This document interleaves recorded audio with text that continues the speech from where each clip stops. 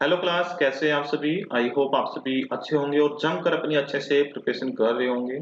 और आशा रखता हूं कि आपने लास्ट लेक्चर पढ़ लिया होगा। लास्ट लेक्चर में हमने पढ़ा था आरबीआई की सब्सिडीज के बारे में, आरबीआई की सहायक कंपनियों के बारे में। और आज की क्लास में हम पढ़ेंगे प्रिंटिंग प्रेस के बारे में, जहां पर करेंसी नोट प्रिंट किए जाते हैं। मिंट्स मिंट्स को बोला जाता है टकसाल,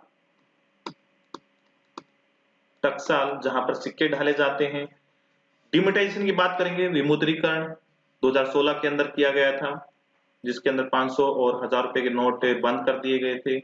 उसके बारे में डिस्कस करेंगे। और जो न्यू करेंसी नोट्स हैं, जो आजकल आप देखते हैं आप सबकी पॉकेट में हैं, उनके प्रॉपर्टीज के बारे में पढ़ेंगे, जहां से आपके एग्जाम में क्वेश्चन आता है। अगर आपने लास्ट क्लास पढ़ ली है, अच्छे से प्रिपेयर कर लिया है, लास्ट क्लास से नोट्स बना लिए हैं, तो मैं आपका एक टेस्ट लेना चाहूंगा और मुझे पता लगेगा कि किस किसने क्लास ली है। और फटाफट 3 क्वेश्चंस के आंसर कीजिए, कमेंट बॉक्स में कमेंट कीजिए। सबसे पहले मैं आपसे एक क्वेश्चन पूछता हूं कि BRBNMPL जो आरबीआई की सब्सिडी थी, उसकी फुल फॉर्म क्या है। दूसरी, DICGC के चेयरमैन कौन है। और तीसरा क्वेश्चन, DICGC मैक्सिमम कितना इंश्योरेंस प्रोवाइड कराती है आपकी बैंक डिपॉजिट पर। तीनों क्वेश्चंस के फटाफट आंसर दीजिए मुझे। और उससे आगे बढ़ते हैं। अब हम आज की क्लास में पढ़ेंगे प्रिंटिंग प्रेस और मिंट्स के बारे में। तो सबसे पहले अगर मैं बात करूं, इंडिया के अंदर कुल कितनी प्रिंटिंग प्रेस है जहां पर करेंसी नोट प्रिंट किए जाते हैं, और कुल कितनी मिंट्स है जहां पर सिक्के ढाले जाते हैं। तो इंडिया के अंदर 4 ही मिंट्स हैं और 4 ही प्रिंटिंग प्रेस हैं। 4 प्रिंटिंग प्रेस हैं और 4 ही मिंट हैं। ये जो मिंट है, मिंट को बोला जाता है टकसाल। टकसाल वो होती है जहां पर सिक्के बनाए जाते हैं। और ये चारों की चारों मिंट्स हैं, उनको ओन करती है government of India. Government of India.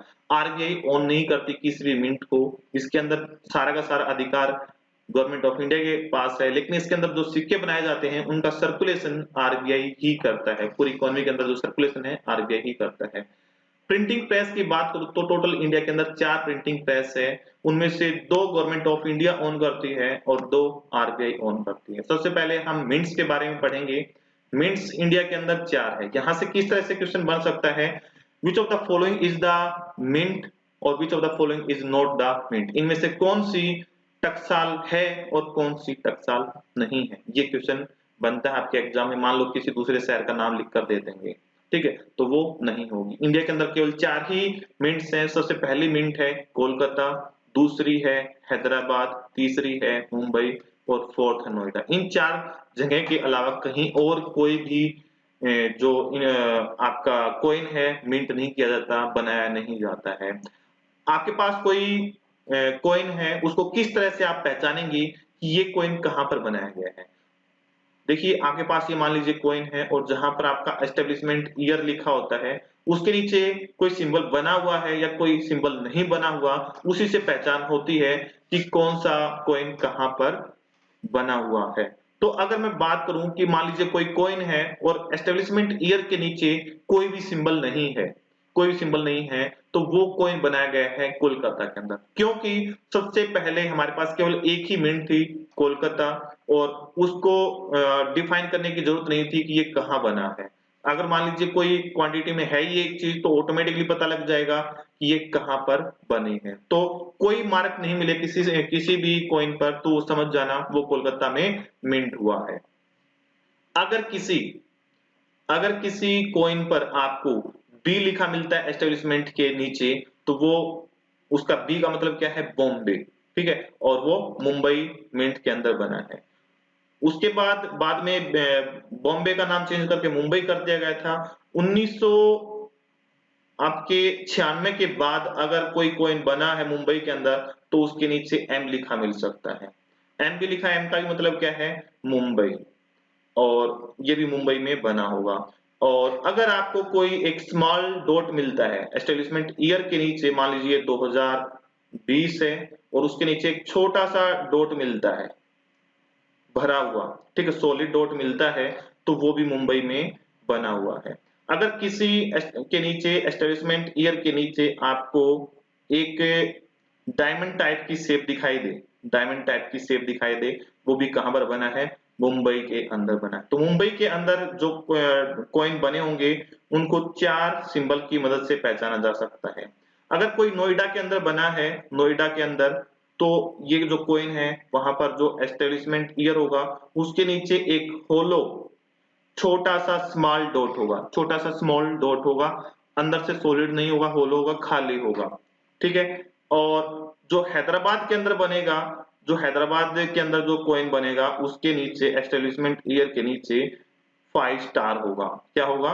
5 star होगा। तो यहाँ पर मैंने सिंबल भी दिए हुए हैं, यहाँ से भी आप नोट कर सकते हैं। ठीक है। तो इस तरह से आप कॉइन्स की पहचान कर सकते हैं। मेन 4 ही हैं, चारों को गवर्नमेंट ऑफ इंडिया ओन करती है।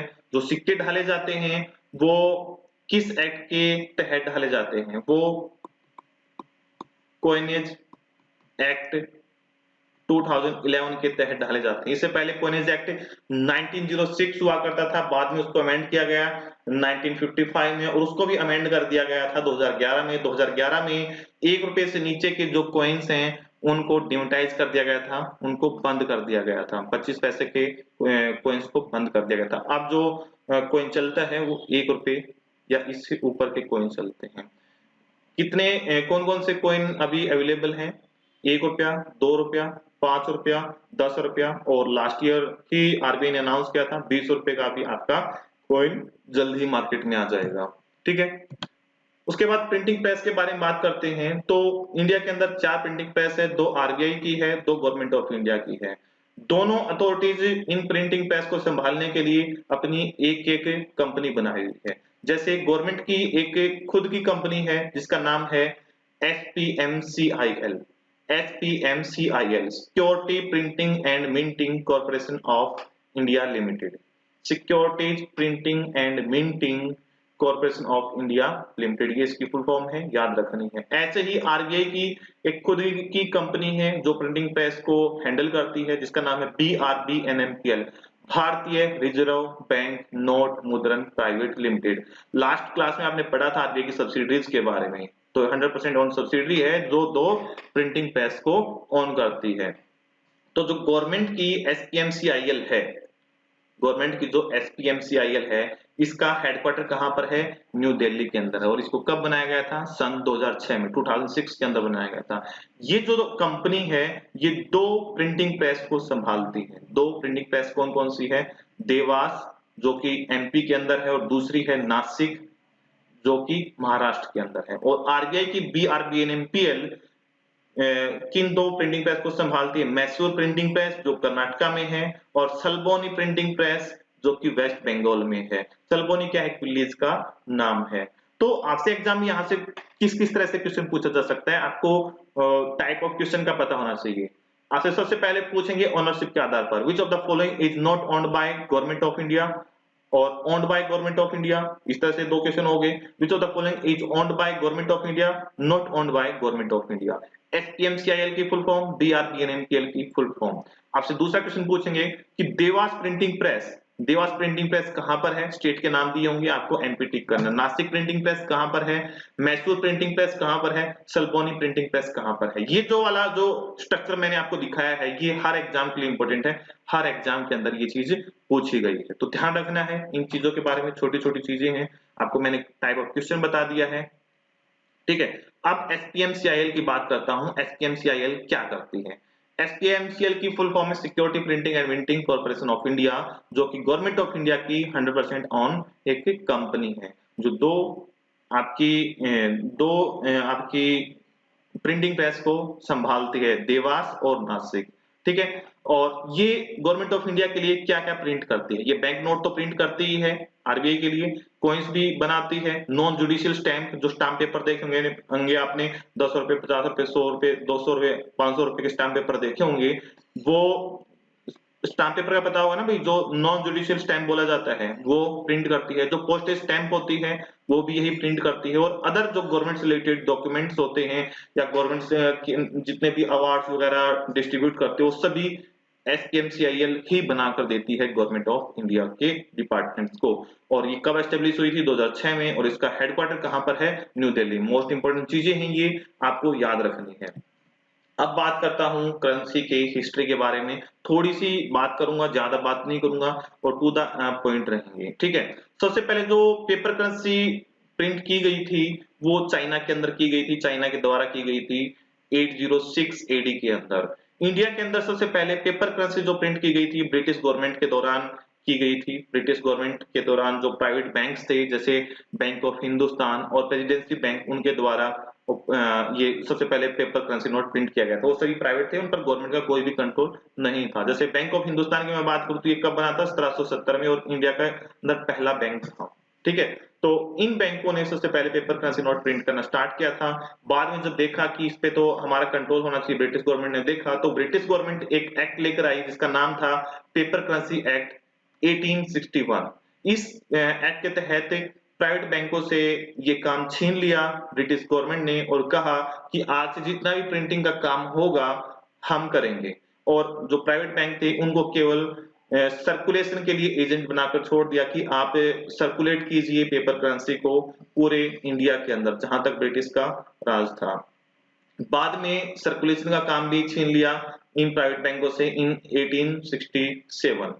1867 के अंदर जो प्राइवेट बैंकों को ये डिस्ट्रीब्यूशन का काम दिया गया था, सर्कुलेशन का काम दिया गया था, प्रिंट जो करेंसी नोट्स थे वो काम भी छीन लिया। और ये किसको ट्रांसफर कर दिया गया, मिंट मास्टर्स को और अकाउंटेंट जनरल्स को और कंट्रोलर ऑफ करेंसीज को।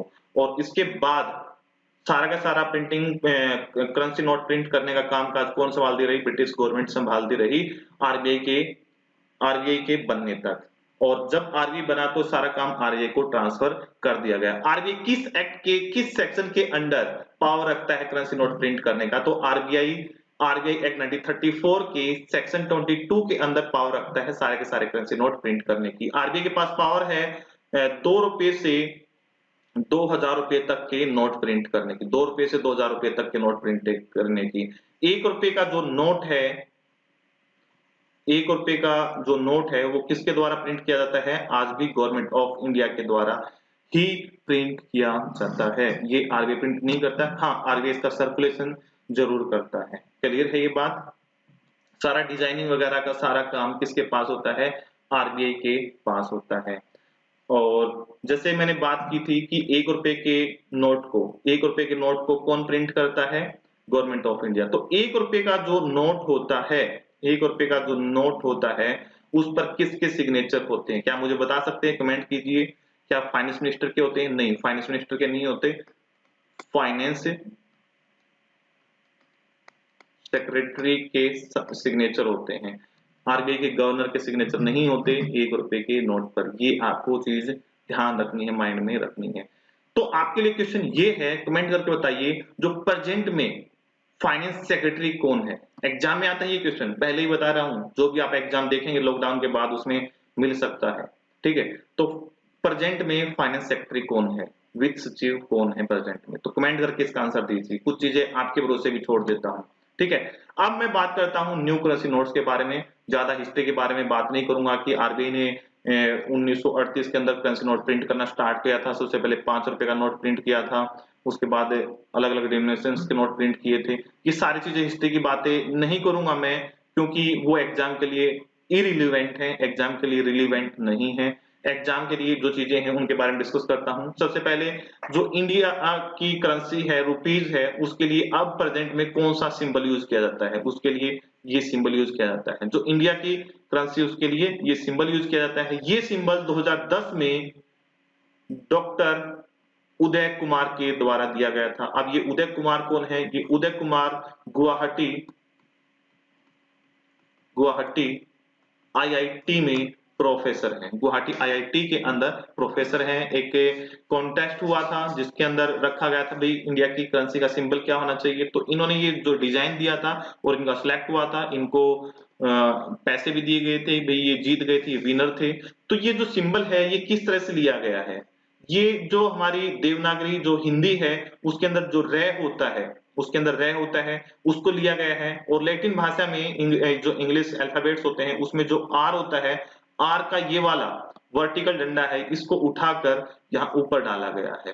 तो इन दोनों को मिलाकर रुपीस का सिंबल बनाया गया है। तो ध्यान रखना, ये जो डॉक्टर उदय कुमार है, इनका नाम पूछा जाता है कि इंडिया में जो इंडियन करेंसी है उसका सिंबल किसने दिया था? उदय कुमार ने दिया था, उदय कुमार ने दिया था, याद रखना है। और कब दिया था? 2010 में दिया था। और उसके बाद मैं बात करता हूं डिमोनेटाइजेशन की। आपको एक काली रात याद होगी, 8 नवंबर 2016, 8 नवंबर 2016, और रात को 8 बजे ही मित्रों इंडिया के प्राइम मिनिस्टर ने अनाउंसमेंट की और उसमें कहा कि मित्रों आज रात 12 बजे से जो 500 रुपए के नोट हैं और 1000 रुपए के नोट हैं वो बंद हो जाते हैं, लीगल टेंडर नहीं रहेंगे। लीगल टेंडर देने का मतलब क्या है कि वो अब चलेंगे नहीं। 500 और 1000 रुपए के नोट बंद कर दिए थे, उनका विमुद्रीकरण कर दिया था, उनको डिमोनेटाइज कर दिया था और उनकी जगह पर 500 रुपए के नए डिजाइन के नोट लाए गए और 2000 रुपए का नया नोट लाया गया। याद रहेंगी ये चीजें कि डिमोनेटाइजेशन कब हुआ था और कौन कौन से नोट को बंद किया गया था। अब सवाल ये आता है आपसे जो मैं पूछना चाहूंगा कि क्या इंडिया के अंदर ये पहली बार डिमोनेटाइजेशन हुआ था? अगर नहीं तो पहले कितनी बार और डिमोनेटाइजेशन हो चुका है? इसके अलावा 2 बारी हो चुका है, टोटल मिलाकर 1 प्लस कर दूं तो टोटल 3 बारी इंडिया के अंदर डिमोनेटाइजेशन हो चुका है। तो अब आपको क्वेश्चन ये बताना है कि जो 2 बारी डिमोनेटाइजेशन हुआ है ये कब कब हुआ है और कौन कौन से करेंसी नोट पे डिमोनेटाइज किए गए थे? कमेंट कीजिए। यूट्यूब के वीडियो के नीचे जो कमेंट बॉक्स होता है वहां पर आप कमेंट कीजिए और आंसर दीजिए। गूगल की हेल्प नहीं लेनी है। अगर आपने किसी कोचिंग इंस्टीट्यूट में चीजें पढ़ी हैं तो नीचे कमेंट करके बताइए, ठीक है। यहाँ एक्सप्लेन इसलिए नहीं कर रहा हूँ क्योंकि वो पुरानी चीजें अब पूछी नहीं जाएंगी, प्रेजेंट की चीजें पूछी जाएंगी। अगर होता तो मैं आपके एग्जाम के लिए जरूर यहाँ पर डिस्कस करता उन चीजों को।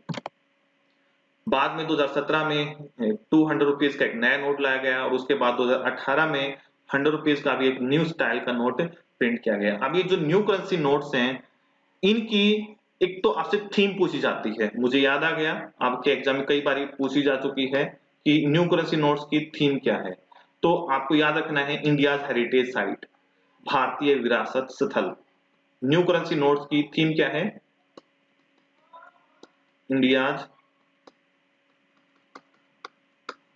Heritage site, India heritage site. और इनके बारे में और क्या पूछा जाता है? इनका कलर, इनका साइज और बैक साइड के बारे में आपसे एग्जाम में पूछा जाता है। अब इन चीजों को हम याद करेंगे इनके नोट को देखकर और एक टेबल की मदद से मैं आपको चीजें याद कराऊंगा, ठीक है। तो सबसे पहले 10 रुपीज के करेंसी नोट देखते हैं। स्पेसिमेन आपको दिखा रहा हूं, ये नया नोट है 10 रुपए का और इसका कलर कैसा है? इसका कलर चॉकलेट ब्राउन है। कैसा कलर है? चॉकलेट ब्राउन है। और इसके बैक साइड में क्या प्रिंट किया गया है? इस पर sun temple, sun temple. Sun temple कहां पर है? कोणार्क में है, कोणार्क उड़ीसा में है, ठीक है। तो ये आपसे पूछा जाता है। इनडायरेक्ट आपसे क्वेश्चन किस तरह से पूछा जाता है? इनडायरेक्ट आपसे क्वेश्चन पूछा जाएगा सन टेम्पल कहां पर है। और सन टेम्पल पूछने का रीजन यही है कि 10 रुपए के नए नोट पर उसे प्रिंट किया गया है, इनको बढ़ावा देने के लिए, विरासत स्थल को बढ़ावा देने के लिए। तो सन टेम्पल है। क्या मुझे इसका साइज बता सकते हैं? इसका साइज कितना है? 63 इंटू 123 mm, 63 इंटू 123 mm। अगला है 20 रुपीज का। 20 रुपीज का जो नोट है इसका कलर कैसा है? बताइए जल्दी से। कैसा है भैया? Greenish yellow. और इसके बैक साइड में क्या है? इसके बैक साइड में है एलोरा केव्स। एलोरा केव्स कहां पर है? औरंगाबाद में है। औरंगाबाद कहां पर है? महाराष्ट्र में। क्या मुझे इसका साइज बता सकते हैं? इसका साइज है 63 इंटू 129 mm। ये साइज याद करने पड़ेंगे, एग्जाम में आते हैं, 100% आते हैं। क्या करें, मैं आपको एक टेबल की मदद से रटवाने की कोशिश करूंगा। और कलर कैसा था? ग्रीनिश, ग्रीनिश येलो, ठीक है। आगे बढ़ते हैं। 50 रुपीज। 50 रुपीज के बैक साइड में क्या है? हम्पी, हम्पी 50 याद कीजिए, हम्पी 50, हम्पी 50। तो हम्पी टेम्पल है। हम्पी टेम्पल कहां पर है? आप मुझे कमेंट करके बताइए हम्पी टेम्पल कहां पर है, ठीक है। और यहां पर मैं अगर बात करूं इसके साइज की, इसका साइज कितना है? 66 इंटू 135, 66 into 135। और इसका कलर कैसा है? इसका कलर है फ्लूओरेसेंट ब्लू। कैसा कलर है? फ्लूओरेसेंट ब्लू। मैं आगे टेबल में भी दिखाऊंगा ये सारी चीजें, मैं लिख इसलिए नहीं रहा हूं यहाँ पर, सिर्फ फ्लूओरेसेंट ब्लू है। आगे बढ़ते हैं। 100 रुपीज का नोट है। 100 रुपीज की बैक साइड में क्या है? रानी की वाव। रानी की वाव कहां पर है? गुजरात में है। कहां पर है? गुजरात में। ये इनडायरेक्टली आपके एग्जाम में क्वेश्चन पूछा गया था कि रानी की वाव कहां पर है? रानी की वाव गुजरात के अंदर है। क्लियर है? और इसका कलर कैसा है? इसका कलर है लेवेंडर। कलर कैसा है? लेवेंडर है। और इसका साइज बता सकते हैं 66 इंटू 135। 135 तो हो गया था हमारा, इसका कितना है? 66 इंटू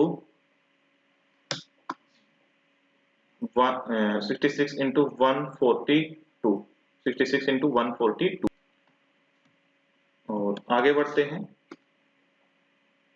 उसके बाद है 200। 200 रुपीज का जो नोट है, इसका कलर कैसा है? इसका कलर है येलोइश ऑरेंज। कलर कैसा है? Yellowish orange. और इसकी बैक साइड में क्या है? सांची का स्तूप। सांची का स्तूप कहां पर है? एमपी में है। और इसका साइज क्या है? 66 इंटू 142 हो गया था हमारा, 46। 46। आगे बढ़ते हैं। 500। 500 के बैक साइड में क्या है? रेड फोर्ट है। क्या है? रेड फोर्ट है। और इसका कलर कैसा है? स्टोन ग्रे है। और इसका साइज क्या है? 66 इंटू 150। 66 इंटू 150। ये एमएम में है। एमएम, ठीक है, याद हो जाएंगी। और लास्ट है तो सबसे बड़ा आपका करेंसी नोट है। इसका बैक साइड में क्या है? मंगलयान है। बैक साइड में क्या है? मंगलयान है। और इसका साइज क्या है? 66 इंटू 166। और इसका कलर कैसा है? इसका कलर है मैजेंटा। अब यही सारी चीजें जो न्यू करेंसी नोट्स की तीनों चीजें हैं, मैं आपको एक टेबल की मदद से रटवाने की कोशिश करता हूं। टेबल को ध्यान से समझना है भाई, इसका कोई फॉर्मूला नहीं है, कोई सीक्वेंस नहीं है, आपको चीजें याद करनी पड़ेंगी, रटनी पड़ेंगी। रटने का तरीका मैं बता देता हूँ, ठीक है। टेबल है, इसमें सारे के सारे इस तरफ है आपकी डिनोमिनेशंस दिखाई गई है और नीचे प्रॉपर्टी दिखाई गई है। मैं कलर चेंज कर लेता हूँ, ठीक है। ₹10 है, 20 है, 50 है, 100 है, 200 है, 500 है और 2000 है। सबसे पहले मैं सबसे बड़े नोट से स्टार्ट करता हूँ। जो सबसे बड़ा नोट होगा उस पर सबसे बड़ी उपलब्धि प्रिंट होगी। और सबसे बड़ी हमारी उपलब्धि क्या है? मंगलयान। तो 2000 के नोट पर मंगलयान प्रिंट किया गया है। और मंगलयान किस लेटर से स्टार्ट होता है? एम से स्टार्ट होता है। तो इसके कलर का भी नाम क्या होगा? एम से स्टार्ट होगा। क्या होगा? मैजेंटा होगा। याद हुई चीज? मैजेंटा। और सबसे बड़ा नोट है तो इसका साइज भी सबसे बड़ा होगा। सबसे बड़ा क्या होगा? 66 इंटू 166। देखिए 66 लिखा मैंने, इंटो में 66 लिखा और यहाँ पर 1 लगा दिया। 66 इंटू 166। जो ये 66 है, ये देखिए ये सभी में कॉमन है 50 रुपए के नोट तक। तो ये तो ऐसे ही याद हो गया, 50 रुपए के नोट तक 66 सभी में कॉमन है। उसके बाद -3 कर दीजिए। दो नोट में 63 है। दो नोट में क्या है? 63 है। और लास्ट में सबसे बड़े नोट में सबसे बड़ा साइज था 166, उसमें से आप 16 माइनस कर दीजिए। 16 माइनस कर दिया तो आपके पास क्या आ गया? 150 आ गया। 150 में से 4 माइनस कर दीजिए, 146 आ गया। 146 में से 4 माइनस कर दीजिए, 142 आ गया। और इसमें से -7 कर दीजिए। ठीक, कोई सिमेट्री नहीं है, याद रखने के लिए बस बता रहा हूं। अगर याद हो जाए तो अच्छी बात, नहीं तो रटने पड़ेंगे। -7 कर दीजिए और यहां पर आप क्या कर देंगे?